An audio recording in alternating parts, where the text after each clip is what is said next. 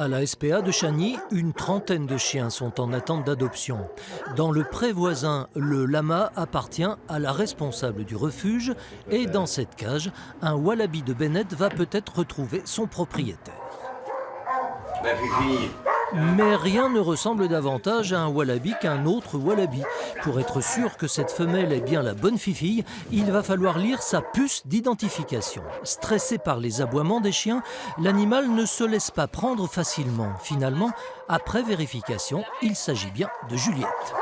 La jeune fille, elle a pris le numéro et puis ça finit par 542 et puis c'est le numéro, c'est notre kangourou.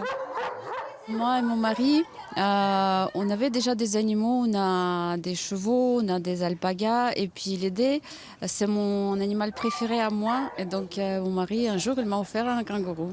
Moi je le considère comme un ami, voilà, j'allais le voir tous les jours avec des carottes, moi j'ai un chat aussi que j'aime bien et ça c'est mon autre animal. Voilà. Un certificat de capacité? On n'a pas besoin, madame, jusqu'à 7. Non, mais attendez, je connais, j'ai beaucoup d'animaux, madame.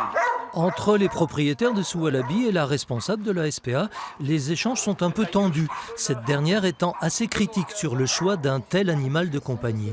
D'autant que cet engouement pour le wallaby est largement partagé au vu des appels reçus toute la matinée. 10 coups de fil depuis ce matin pour le fameux kangourou, sans savoir toutes les règles qu'il faut. Hein.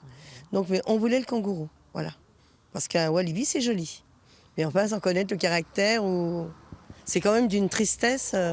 Rappelons que jusqu'à 6 animaux, la détention des wallabies est soumise à une simple autorisation préfectorale. Quant à Juliette, elle va donc regagner son enclos à Saint-Cernin-du-Bois, près du Creusot, où ses propriétaires possèdent un gîte rural et un parc animalier privé.